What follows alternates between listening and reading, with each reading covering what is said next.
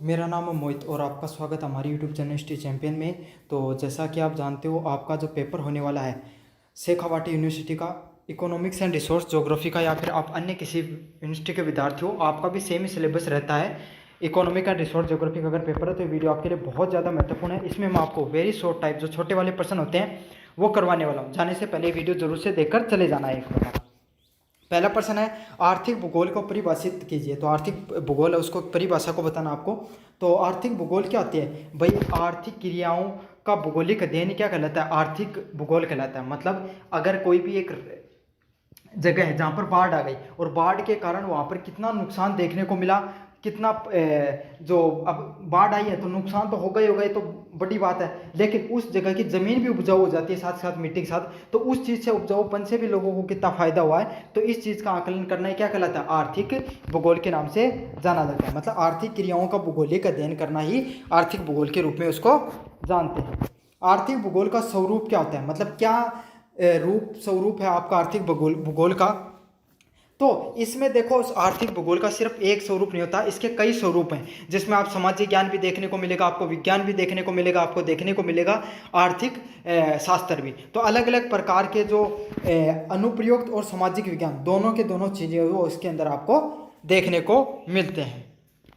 अगले वाला प्रश्न है, आर्थिक भूगोल का मुख्य उद्देश्य क्या होता है? संसाधन एवं आर्थिक गतिविधियों के वितरण और उपयोग का अध्ययन करना। मतलब जो संसाधन है और जो आर्थिक गतिविधियां है वो उसका वितरण किस प्रकार से होता है, उसका उपयोग का आपको समझना और अध्ययन करना। मतलब जैसे कि पानी हो गया, कोई खनिज हो गए, या फिर जो अलग अलग प्रकार की वस्तुएं हैं, तो किस प्रकार से कोई एक जगह है जहाँ पर अगर मान लो कोयला ज़्यादा निकलता है, अगर तेल, जैसे सऊदी अरब का उदाहरण देकर मैं आपको समझाऊं, आज सऊदी अरब हो गया, इराक हो गया, ईरान हो गया, ये सब इतने अमीर देश क्यों हैं? इनके पास क्या था? इनके पास तेल थे, खनिज थे, और वो खनिजों ने क्या कर दिया? उन्हें इतना अमीर बना दिया। इससे आप बेहतर समझ पाओगे। तो संसाधन है वो आपको किस तरीके से आर्थिक गतिविधियों को बढ़ाते हैं और कैसे उस क्षेत्र को अमीरी की तरफ लेकर चले जाते हैं, उसी को क्या कहा जाता है? आर्थिक भूगोल के मुख्य क्षेत्र के रूप में जाना जाता है। आर्थिक भूगोल का स्कोप क्या है? मतलब आर्थिक भूगोल का क्या स्कोप होता है? तो प्राकृतिक संसाधन होते हैं, उत्पादन विवरण और भौगोलिक अध्ययन करना। मतलब जो प्रकृति में कितने प्रकार के जो संसाधन पाए जाते हैं और उनका वितरण किस प्रकार से है और उनको उपभोग कैसे करना है, इस चीज़ का भौगोलिक अध्ययन करना ही क्या कहलाता है? आपका आर्थिक भूगोल के नाम से जाना जाता है। मतलब जैसे खनिज हो गए, लवण हो गए, आपके सामने पानी हो गया, आपके सामने जो प्राकृतिक अप्राकृतिक जितने भी संसाधन आपके सामने हैं आपके पास, आप उनको किस तरीके से उनका उत्पादन करते हो उद्योग लगाकर, कैसे उनका लोगों के पास वितरण करते हो और लोग उनका किस प्रकार से उपभोग करते हैं, उसको क्या कहा जाता है? आर्थिक भूगोल के क्षेत्र के नाम से जाना जाता है। मतलब कोई भी चीज़ को कितनों क्षेत्र है भाई, मान लो अपन जो शेखावाटी क्षेत्र है, इनके पाए ज़्यादातर कॉपर पाए जाते हो, लेकिन फायदो के वो कॉपर ना निकाले गुंजारे जना वो बड़े बड़े के काम आओ, समझ में आ गई? अब उन के इस तरफ की खान लगाई जाए, के इस तरफ को मतलब रिफाइनरी लगा के उन उद्योग को निर्माण कर जाए जने तो वो काम चीज जाओगी ना, तो उन्हीं क्या कहा जाए? आर्थिक भूगोल को क्षेत्र के रूप में जाना जाए। आर्थिक भूगोल में कौन सा दृष्टिकोण अप्रोच अपनाए जाते हैं? कौन से क्षेत्रीय दृष्टिकोण और प्रणालीगत दृष्टिकोणों को अपनाया जाता है? तो आर्थिक भूगोल में क्या किया जाता है आपको? एक तो क्षेत्रीयगत चीज़ों को समझते हैं, भाई इस क्षेत्र में इतनी चीज़ें हैं तो इसको समझते हैं, और प्रणालीगत दृष्टिकोण उसको समझा जाता है। तो 5 नंबर प्रश्न है, उसको समझेंगे। 6 नंबर प्रश्न की बात करें, आर्थिक भूगोल और आर्थिक विज्ञान इकोनॉमिक्स में क्या संबंध है? तो आर्थिक भूगोल आप क्या करता है? आपका जो स्थान से संबंधित होता है। आर्थिक भूगोल किससे संबंधित होता है? कोई भी स्थान होगा उस पर कितना वितरण मिल रहा है उसको देखने का कार्य करता है, जबकि अर्थशास्त्र मूल्य और उपयोगिता पर ध्यान देता है। तो आर्थिक भूगोल क्या करता है? कोई भी स्थान हो गए उस पर कितने खनिज पाए जाते हैं, कितने लवण पाए जाते हैं, वो आर्थिक भूगोल संभालता है। अर्थशास्त्र क्या करता है? उससे अपने को कितना फायदा हुआ, जैसे कि मैंने बताया ना, अब तेल तो अपने राजस्थान में भी बहुत है, लेकिन कितनों फायदे होगा अपने राजस्थान वाले, कितनों सरकार निकाल लियो अपना अपना तो 10 साल 15 साल होगी बार रिफाइनरी का, एक साल पिलर बना ली पर सरकार बदल जा, वो पिलर ढह जा, दूसरी आओ नोजू बना दे पर वोजू ढह जा, वही चल रहा अपना तो, है ना। और वही तेल कठे हो इराक में ईरान में उठे हो बदलो कितना अमीर होगा, और आपली साइड में बस लगा रखा है जो जुला हुआ काट ली बस ठीक है। तो यही होता है कि आर्थिक भूगोल देखता है कि वहाँ पर खनिज है, वो खनिज पाया जा रहा है, वो देखता है आर्थिक भूगोल। अर्थशास्त्र देखता है कि उसको कितना फायदा हो रहा है उस चीज़ से। आर्थिक भूगोल और मानव भूगोल कैसे क्या संबंध है? तो आर्थिक भूगोल मानव भूगोल की शाखा है। तो उमन जो ज्योग्राफी होती है ना, उसकी शाखा क्या होती है? आपके आर्थिक भूगोल है। मतलब मानव के द्वारा जो की गई क्रियाएं हैं उनको खनिज वगैरह पे क्या प्रभाव पड़ रहा है, उसको क्या कहा जाता है? आपको मानव भूगोल के नाम से जाना जाता है, जहाँ पर मानव के जो संबंध होता है पर्यावरण के साथ उसको अध्ययन किया जाता है। आर्थिक भूगोल का भूगोल के किस शाखा से अधिक संबंध है? तो मानव भूगोल का सबसे ज्यादा, मानव भूगोल से सबसे ज्यादा आर्थिक भूगोल का संबंध होता है। अगले वाला प्रश्न है, इकोनॉमिक्स के दो प्रमुख वर्गीकरण कौन से होते हैं? तो इकोनॉमिक्स को कैसी होती है? पूंजीवादी, समाजवादी। पूंजीवादी इकोनॉमिक्स कौन सी होती है? जो किसकी बात करती है? पूंजी की बात करती है। मतलब जो पूंजीवादी में क्या होता है? लोगों की, पैसों की, बड़े बड़े उद्योगों की बात करेगी। समाजवादी किसकी बात करेगी? समाज की भलाई की बात करेगी। मतलब जैसे मैं समझाऊं, एक दो प्रकार के इंस्टीट्यूट होते हैं। मान लो एक है जहां पर प्राइवेट आदमी, मैंने कोई कंपनी खोल ली या आप में से किसी ने खोली, तो आपका क्या मुख्य लक्ष्य हो? भाई जितना ज्यादा रुपया कमाए जाए उतना कपाओ, समझ में आ गई। लेकिन वहीं अगर कोई एक संस्था है, जैसे एनजीओ वगैरह है, ट्रस्ट वगैरह, वो क्या करते हैं? वो खुद कमाई तो करती हैं, लेकिन उसके साथ सोचती हैं कि लोगों का भलाई भी कैसे हो सके। तो एक आदमी जो सोच रहे हैं सिर्फ घनों सा पैसों कमा लिया, वो पूंजीवादी आदमी है। और जो है सोच रहे हैं तो कमा रहा समाज को भी थोड़ा भलो कर दिया, वो थोड़ा समाजवादी आदमी है। समझ में आ गई थारा? अर्थव्यवस्था को किन आधारों पर वर्गीकृत किया जाता है? तो अर्थव्यवस्था को किन आधारों पर वर्गीकृत किया जा सकता है? उत्पादन प्रणाली, मतलब कोई भी उद्योग है उसमें कैसे उत्पादन किया जा रहा है। स्वामित्व, किसका, कौन है वो उस उद्योग का मालिक है। और विकास स्तर पर, और कितना विकास हो रहा है उस चीज से, इसके आधार पर अर्थव्यवस्था को, आपके अर्थव्यवस्था के स्तर को वर्गीकृत किया जाता है। प्राथमिक गतिविधियों के उदाहरण दीजिए। जो प्राथमिक स्तर की गतिविधियां उस पर उदाहरण देना आपको, जैसे कृषि हो गया, जो पशुपालन हो गया, खनन हो गया, मत्स्य हो गया, ये आपकी प्राथमिक स्तर की गतिविधियों में इनको जाना जाता है। अगले वाले पॉइंट की बात करें, द्वितीय सेकेंडरी गतिविधियों के उदाहरण बताइए। तो सेकेंडरी गतिविधि कौन सी होती है? उद्योग हैं, वो क्या होते हैं आपके सामने? सेकेंडरी गतिविधि के रूप में उनको जाना जाता है। किनको जाना जाता है? उद्योगों को सेकेंडरी गतिविधि के रूप में जाना जाता है। तृतीय टर्सरी जो गतिविधि के उदाहरण बताऊं तो आपको क्या होता है? परिवहन, व्यापार, संचार व बैंकिंग। तो देखो मैं एक बार में समझा देता हूँ। प्राइमरी में क्या आते हैं? ऐसी चीजें जो डायरेक्ट प्रकृति से जुड़ी हुई हैं, जैसे कृषि जुड़ी हुई है, खनन जुड़ा हुआ है, मत्स्य पालन जुड़ा हुआ है, पशुपालन जुड़ा हुआ है। ये सारे के सारे किससे जुड़े हैं? प्रकृति से जुड़े आते हैं। फिर क्या आता है? सेकेंडरी आता है, द्वितीयक। सेकेंडरी में क्या आते हैं? उद्योग, जैसे खनन कर लिया, आप कोई चीज निकाल रहे हो ना पृथ्वी से, मैन्युफैक्चर कर रहे हो, जैसे क्या कर रहे हो?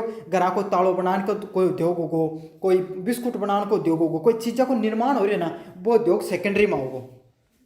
टर्सरी तृतीयक में कौन सा है? जो सेवा दे रहे हैं, जैसे हमारे को डॉक्टर है तो वो थन के वो आपको दिमाग यूज करके क्या करोगे? कोई भी आदमी आपको दिमाग यूज करके पिस्सो कमा रहा है, वो क्या है? टर्सरी में हो। जहाँ डॉक्टर हो, जहाँ टीचर हो, जहाँ मैं पढ़ा रहे हूँ वो हो, ये सब चीज़ें किस में आती है? टर्सरी में आती हैं, जहाँ पे व्यापार, संचार, बैंकिंग, परिवहन जैसी चीज़ें आती हैं। मुझे उम्मीद है अब आपको चीज़ें समझ में आ गई होंगी।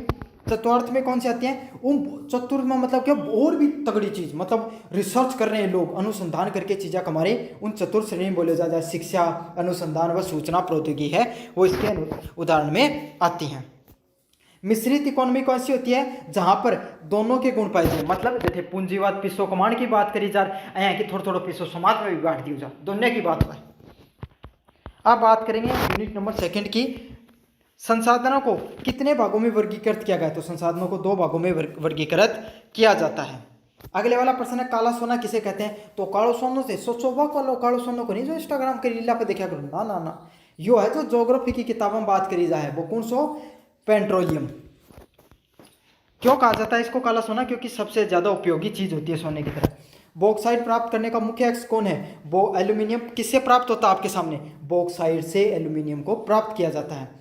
डोलामाइट के प्रमुख उपयोग कहाँ पर किया जाता है? तो इस ताप का जो उद्योग होता है उससे डोलामाइट का प्रमुख उपयोग किया जाता है।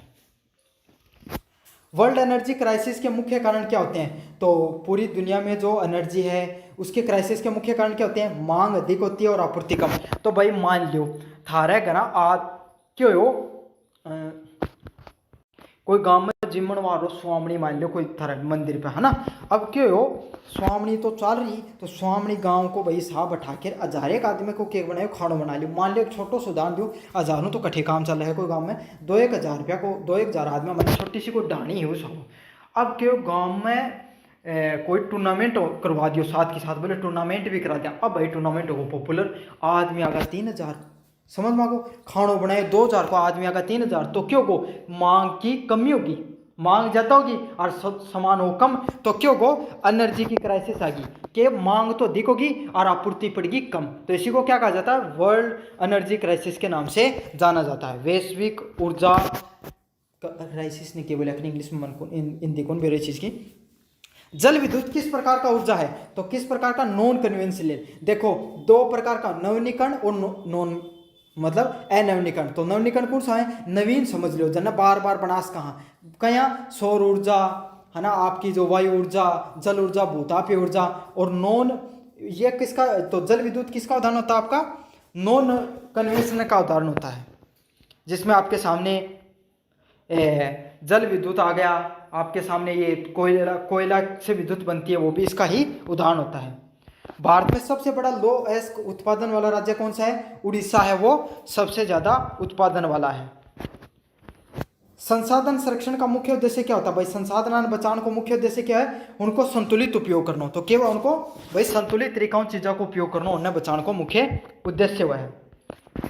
9 नंबर प्रश्न है, मैग्नीज का उपयोग किस उद्योग में होता है। तो मैग्नीज का उपयोग किस उद्योग में होता है, इस्पात उद्योग होता है, उसके अंदर मैग्नीज का सबसे अधिक उपयोग में आता है। वो कौन सा उद्योग में आता है, मैग्नीज है वो इस्पात उद्योग में सबसे ज्यादा उसको उपयोग में लिया जाता है। 10 नंबर प्रश्न है,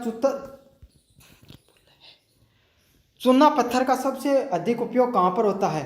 सीमेंट निर्माण में चूना पत्थर का सबसे अधिक उपयोग में होता है। सतत विकास का अर्थ क्या है, तो सतत विकास क्या, लगातार कोई भी चीज का विकास होना क्रमागत तरीके से। मतलब आपके पहले थारो दादो हो, एक जमीन ही मान लो, पहले थारो दादो बोई, ठीक है, फिर थे पिताजी बोन लगा, और अब थे बोन लगा, फिर थारा दादा परदादा बोन लगा।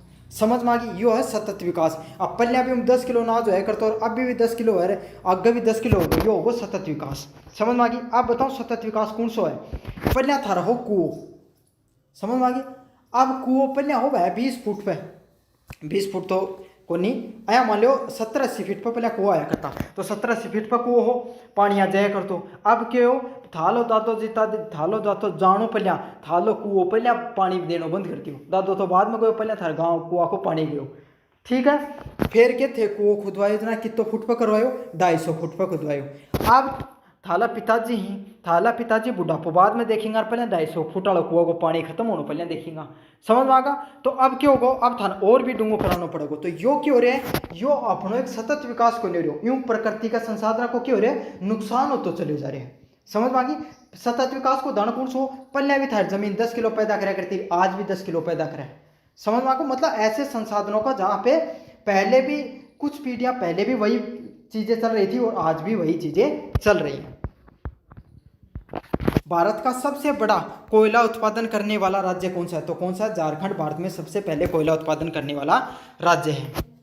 ऊर्जा संकट से बचने का सबसे अच्छा तरीका क्या होता है, अपरंपरागत ऊर्जा विकास करना। मतलब जहाँ मान लिया अपरंपरागत कौन सा है, आजकल सौर ऊर्जा, देखो सौर ऊर्जा लागनी शुरू होगी, पवन ऊर्जा होगा, भूतापीय ऊर्जा होगी, हन को यूज करना शुरू करो। परंपरागत कौन सा है, कोयला की ऊर्जाओं, अपना जो था लाइट आ रही है ना करा, कोई तो कोयलाओं बनेड़ी होगी और के बनेड़ी होगी आपने जल ऊर्जाओं, समझ में। तो इनसे ही मुख्यतः ऊर्जा बनती है। तो ऊर्जा संकट से बचने के लिए हमें क्या करना पड़ेगा, अपरंपरागत तरीके से अपनाना पड़ेगा। परमाणु ऊर्जा किससे प्राप्त होती है, तो परमाणु ऊर्जा क्या हुआ भैया, यूरेनियम और थोरियम से। समझ में आ गई। यूरेनियम को नाम सुनोगे साइंस में, कदे पढ़ता जा, मेरे वीडियो के लिए दिखा लास्ट टाइम में, यह भी बात सही है। लेकिन याद कर लो, यूरेनियम और थोरियम है, उससे जो परमाणु ऊर्जा वो प्राप्त होती है। विश्व ऊर्जा संकट का प्रभाव किस पे पड़ता है, तो विश्व ऊर्जा संकट का प्रभाव कहाँ पर पड़ता है, कृषि पर पड़े, उद्योग पर पड़े और व्यापार पर पड़े। तो एक बात सोचो, मान लो थारे गांव में खेत है, खेत में पानी लगाओगे यदि तो फसल होगी। अब मान लो 10 दिन तक गर्मी को टाइम पड़ रहा है, गेहूं की फसल बारे की पानी की सख्त जरूरत है, और लू पड़ रही है, लू चल रही है एक जात की, तो अब मान लो थार लाइट ही नहीं आई 10 दिन तक, तो क्यों हो गेहूँ तो जाता रही है ना। तो यही बात है। तो ऊर्जा संकट रगो तो क्या रगो, जो थारे कृषि पर भी प्रभाव पड़ेगा, उद्योग तो चलने बिना लाइट क्या होगा, और व्यापार पर भी प्रभाव पड़ेगा। यूनिट नंबर 3 की बात करें, झूम खेती किस प्रकार की खेती।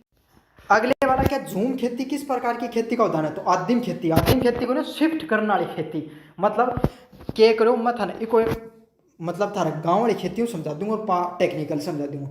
थे क्या करो, थारा खेत है यहाँ समझ लो कि तो 6 बीघा खेत है ना। अब क्या करो 3 साल तो गेहूँ इल्ली साइड का 3 बीघा बाल लो, और इल्ली साइड में चना बाल लो। अगले साल क्या करोगा, इल्ली साइड हम चना बाल लोगा और इल्ली साइड हम गेहूँ बाल लोगा। समझ में आ गई क्यों भाव वही थे। कहते थाला पिताजी ने पूछी हूँ यह बात की वही थे क्यों भाव, क्योंकि जो इधर की साइड में जैसे पिछले साल गेहूँ उगाए थे, वहाँ पर उसका क्या होगा, गेहूँ से संबंधित जो खनिज था ना वह क्या होगा, कम होगा ही। तब चनो बादेंगा तो बराबर हो जाएंगी सारी चीज़ें, तो इकले बाय जा है।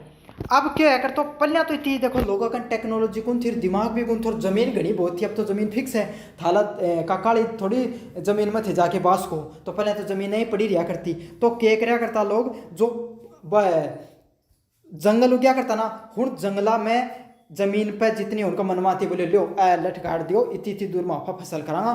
तो क्या कर देता, सारा पेड़ काट देता, और पेड़ काट के उन्हें जड़ा जुड़ू के राख रूख करके और फसल उगा लेता। 3-4 साल उगाता, अब होना है तो बेरो को नहीं होगी भाई, खनिजा की कमी की चीज़ है। अब उगाया जाता, और एक दिन आता उगनो कम हो जातो, जना उनका समझ में आ जाती, जा खता रामलाल क्या ले टेंशन ले, जमीन घनी पड़ी इन में बाले छा, समझ में आ गई ना। तो इन्हीं कौन सी खेती कही जाए, शिफ्टिंग खेती का नाम से जानी जाए।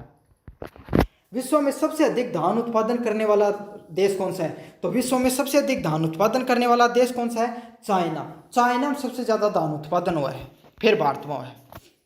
गेहूं किस प्रकार की फसल कहा जाता है। तो शीतकालीन फसल है, रबी फसल के नाम से जाना जाता है। चाय के उत्पादन के लिए जलवायु की आवश्यकता होती है। तो चाय का उत्पादन के लिए कहीं की जलवायु होनी चाहिए, पहली बात है बारिश ठीक ठाक होनी चाहिए, आर्द्र जलवायु होनी चाहिए। आर्द्र जलवायु कहीं हो जठे ह्यूमिडिटी हो जाए, बारिश का मौसम अपना जो मौसम हो जाएगा ना, थोड़ो थोड़ो मतलब नमी देखने मिले थे को, सारा कपड़ा सारा अपना जो कपड़ा वगैरह भी कौन सूखी एकदम अपना बोरे है, स्किन पर मतलब ह्यूमिडिटी रहती है, आर्द्रता रहती है। कॉफी का सबसे बड़ा उत्पादन करने वाला देश कौन है। तो कॉफी सबसे ज्यादा कौन से देश में होती है, ब्राजील में होती है, कोका पाउडर से बनती है आपकी। कपास को किस प्रकार की फसल कहा जाता है। तो कैश क्रॉप से, नगदी फसल का नाम में जाना जाए, क्यों, कभी जाके चाहे मंडी में दो 2 रुपया जल्दी मिल जाएगा, समझ में आ गई, और बढ़िया रुपया कमा के देगा, इसलिए नगदी फसल के रूप में जाना जाए। अच्छा, इसका इसलिए भी कहा जाता है क्योंकि जब मान लो ये जितना बड़ा बड़ा आज थे उद्योग, देखो जो आज तो अपने इंस्टाग्राम पे कोई रील बना के कमा ले, कोई क्या पे कमा ले, सदा थोड़ी है नियम। पहले तो क्या है, सबसे पहले क्या का उद्योग स्थापित होया, लोह का उद्योग के बाद में सबसे ज्यादा सूती वस्त्र का उद्योग भारत में ज्यादातर देखने मिला करते। तो क्या है कर, तो कोई भी आदमी ने भाई सूती वस्त्र में कॉटन चाहिए, तो कोई आदमी कॉटन होगा तो वो तुरंत मंडी में जाके दिया तो तुरंत रुपया मिल जाया करता, जनाई को नाम कर नगदी फसल। अगले वाला है, गन्ने से प्रारूप मुख्य रूप से कौन सा उत्पाद प्राप्त होता है। तो गन्ने से प्रमुख कौन सा उत्पादन मिला है। तो थाने बेरो चीनी गुड़ी बनेगो शक्कर।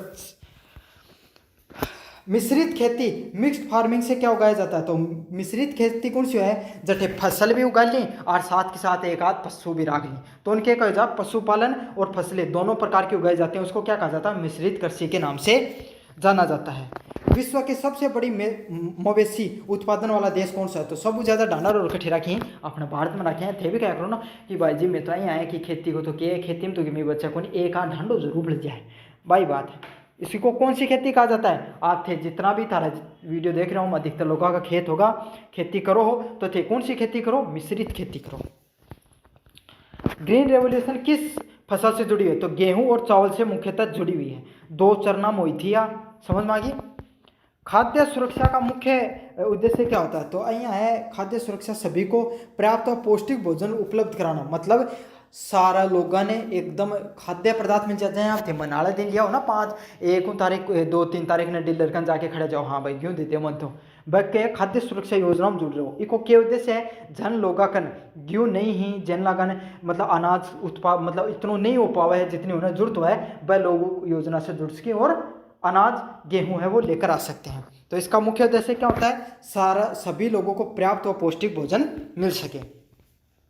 प्लांटिंग एग्रीकल्चर का मुख्य उदाहरण कौन से होते हैं? तो कौन से का होता है? चाय, कॉफी व रबर है, ये क्या होते हैं? प्लांटिंग एग्रीकल्चर के नाम से जाना जाता है। मतलब प्लांटिंग एग्रीकल्चर मतलब एक बहुत बड़ा बड़ा मतलब जो फार्म है वह ले लिया जाए ही और उनके एक ही फसल बाई जाए, समझ में आ गई? उनके कहा जाए चाय, कॉफी, रबर की खेती कहा जाता है, की जाती है और उसको प्लांटिंग खेती के नाम से जाना जाता है। विश्व की सबसे बड़ी कृषि प्रॉब्लम क्या है? कृषि समस्या क्या है? खाद्य असुरक्षा। मतलब सभी लोगों के पास है वो खाना है वो नहीं पहुंच पाता है, उसको क्या कहा जाता है? खाद्य असुरक्षा के नाम से जाना जाता है। शुष्क क्षेत्रों में किस प्रकार की कृषि पद्धति अपनाई जाती है? तो शुष्क खेती अपनाई जाए। भाई शुष्क क्षेत्र नहीं जहाँ अपना राजस्थान में जैसलमेर है, समझ में आपको, उठे के उगाया जाता है, राई होगी या आपका सामने जीरो होगो, एक ही फसल होगी जिन्हें पानी की कम जरूरत पड़े। बाजरो हो, मक्का तो कौन होगा? मक्का तो चित्तौड़गढ़ साइड में उग्या करे, तो बाजरो को जठे मोटो अनाज ज्यादातर उगे, समझ में आ गई। और बाकी किस प्रकार की खेती है? शुष्क कृषि के नाम से जाने जाऊँ।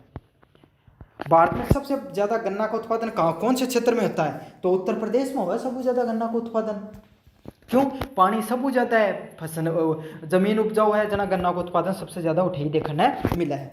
उद्योगों का वर्गीकरण किस आधार पर किया जाता है? तो उद्योगों का वर्गीकरण भाई बताओ के आधार पर करो जाए? कच्चा माल का आधार पर, स्वामित्व का आधार पर, आकार का आधार पर। कितो बड़ो उद्योग है, कितो कच्चो माल लाग रहा है, कितनों स्वामित्व, ये आधार पर उद्योगों को वर्गीकरण करो जाए।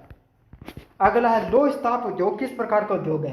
तो लो इस्पात उद्योग है कोई भी इंडस्ट्री है, कोई भी उद्योग है थे और छोटो उद्योग छोटो थारे घर की कोई चीज है कि जिका को कोई आदमी थारे घर जनका घर लोग की एक ही चीज को नहीं कोई को ना सब कठे ना तो जाना ही। तो इंडस्ट्री तो सारी क्यों बनी रहे हैं? लोहा से बनी रहे हैं या स्टील से बनी रहे हैं। तो इकले के कहे जाने आधारभूत उद्योग का नाम से जाने जाए कि भाई लो तो चाहे वो सब क्या। भारत का मैनचेस्टर किसे कहा जाता है? उत्तर भारत का भारत का मैनचेस्टर किसे कहा जाता है? अहमदाबाद को। उत्तर भारत का कानपुर कहा जाता है और दक्षिण भारत का कमेंट बॉक्स में बता देना मुझे। कपास वस्त्र उद्योग के मुख्य केंद्र कौन से हैं? मुंबई। तो અહીંયા है कि सबसे ज्यादा कपास कटे हुए काली मिट्टी पर, और काली मिट्टी सबसे ज्यादा कटे मिला है महाराष्ट्र में मिला है, समझ में आगा। तो सौराष्ट्र वाला इलाका ना वहां पर सबसे ज्यादा देखने को मिलता है। रूर क्षेत्र किस उद्योगों के लिए प्रसिद्ध है? लो और इस्पात उद्योग के लिए रूर क्षेत्र वो सबसे ज्यादा प्रसिद्ध है। तो कौन सा है? लो और स्टील सबसे ज्यादा कठिन निकला रूर क्षेत्र, ये छत्तीसगढ़ वाला वो कोनी पठार है, रांची वाला पठार है, वहां पर सबसे ज्यादा देखने को मिलता है आपका। डेंट्राइट यूएसए किस उद्योग के लिए प्रसिद्ध है? तो ऑटोमोबाइल उद्योग के लिए सबसे ज्यादा प्रसिद्ध है, गाड़ी घोड़ा के लिए सबसे ज्यादा प्रसिद्ध है। विश्व में सबसे बड़ा ऑटोमोबाइल उत्पादन किस देश में होता है? तो चाइना, जो चीन देश है वहां पे, या इसका सही आंसर आएगा यूएसए। यूएसए में सबसे ज्यादा ऑटोमोबाइल है, यूएसए हो गया आपका, जापान हो गया, वहां पर सबसे ज्यादा ऑटोमोबाइल उत्पादन किया जाता है। लेकिन इलेक्ट्रिक ऑटोमोबाइल की बात करें तो चाइना भी उसमें टॉप में आ रहा है इस समय।